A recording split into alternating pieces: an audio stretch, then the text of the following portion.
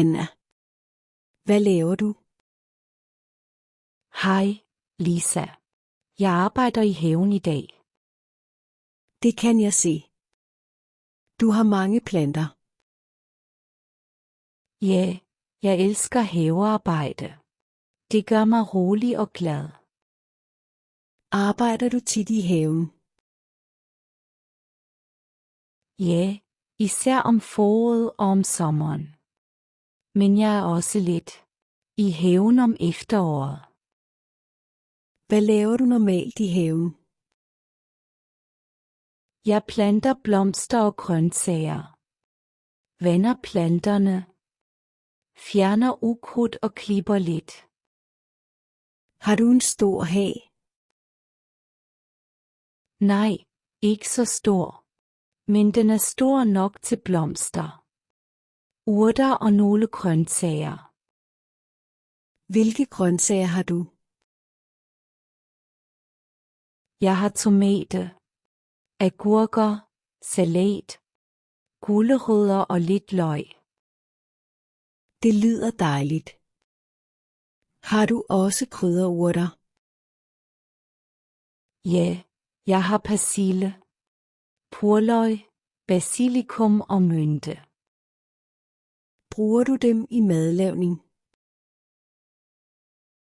Ja, meget tit.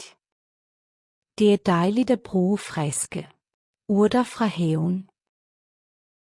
Hvornår begynder du? Arbejde i haven om morgenen. Normalt begynder jeg ved 9-tiden.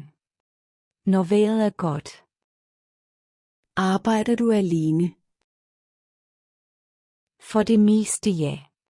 Men nogle gange hjælper min mand mig. Hvad hjælper han med? Han graver jorden, bærer tunge ting og klipper hækken. Det er godt at få hjælp. Ja, især når der er meget at lave. Hvad laver du lige nu? Lige nu planter jeg nye blomster.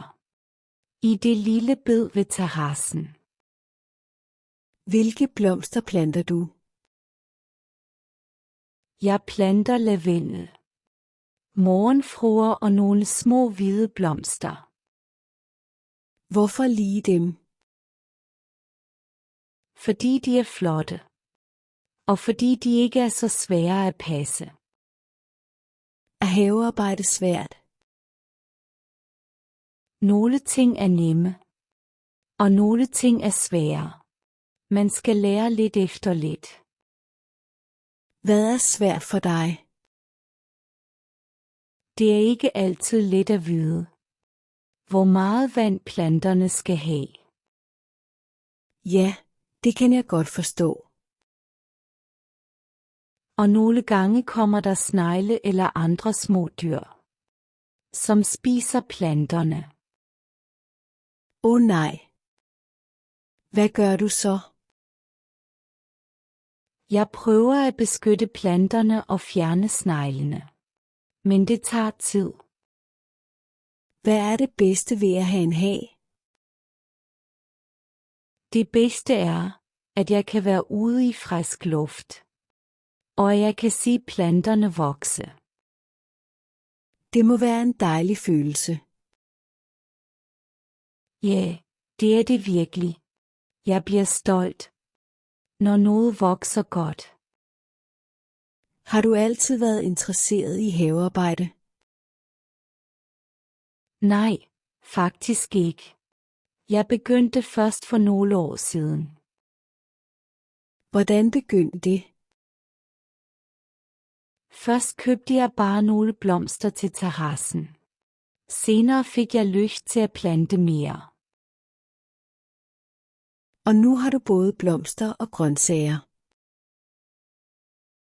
Ja, nu er det næsten blevet en hobby. Hvor lang tid bruger du i haven hver uge? Om sommeren måske 4 eller 5 timer om ugen. Nogle gange mere. Det er en del tid. Ja, men jeg nyder det. så det føles ikke som hårdt arbejde hele tiden. Hvad gør du, når det regner? Så arbejder jeg normalt ikke så meget i haven. Så venter jeg til næste dag. Det giver mening. Ja, men lidt regn er også godt for planterne. Skal du vande planterne hver dag? Ikke altid. Det kommer an på vejret. Når det er varmt, vander jeg næsten hver dag. Vander du om morgenen eller om aftenen? Helst om morgenen. Det er bedst for planterne, synes jeg. Har du et drivhus? Nej, det har jeg ikke. Men jeg vil gerne have et lille drivhus en dag. Hvad vil du dyrke i et drivhus? Måske flere tomater, chili og nogle små agurker. Det lyder rigtig godt. Ja, jeg tror, det kunne være sjovt. Har du også frugt i haven? Ja, jeg har et æbletræ og nogle jordbær.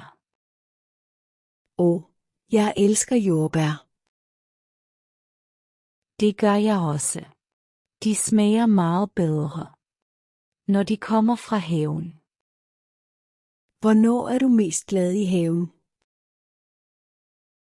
Om morgenen, når alt er stille, og solen lige er kommet frem. Det lyder meget hyggeligt. Ja, det er virkelig hyggeligt. Jeg tager ofte en kop kaffe med ud. Så sidder du bare og kigger på haven. Ja, nogle gange. Jeg sidder lidt, drikker kaffe og planlægger, hvad jeg vil lave. Det lyder som en god start på dagen. Det er det også. Jeg føler mig mere rolig bagefter. Har du børn, som hjælper i haven? Ja, mine børn hjælper nogle gange lidt. Hvad laver de? De vander planterne, plukker jordbær og hjælper med at plante blomster.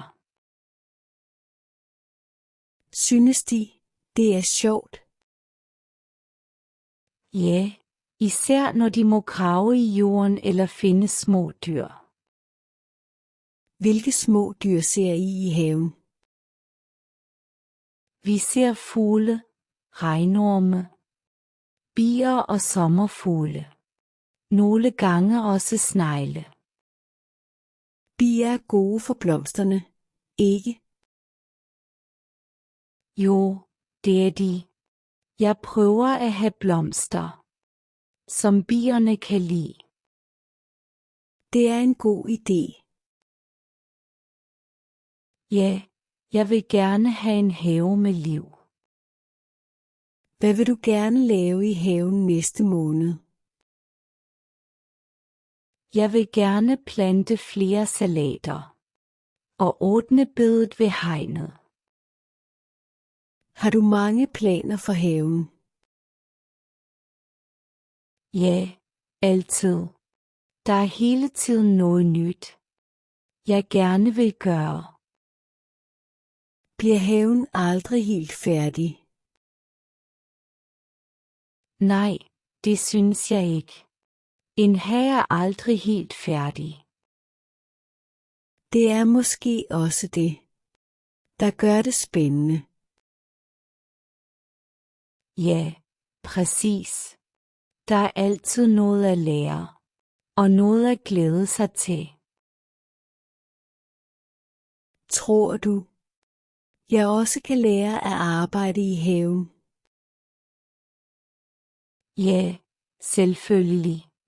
Du kan begynde med noget helt enkelt. Hvad vil du foreslå? Måske nogle krydderurter i krukker. Det er let, og det er praktisk.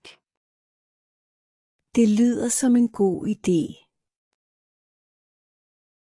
Du kan også prøve med salat eller radiser. De vokser ret hurtigt. Jeg vil gerne prøve. Det synes jeg, du skal. Det er hyggeligt og ikke så svært. Måske kan du hjælpe mig en dag. Ja, gerne. Det vil jeg meget gerne.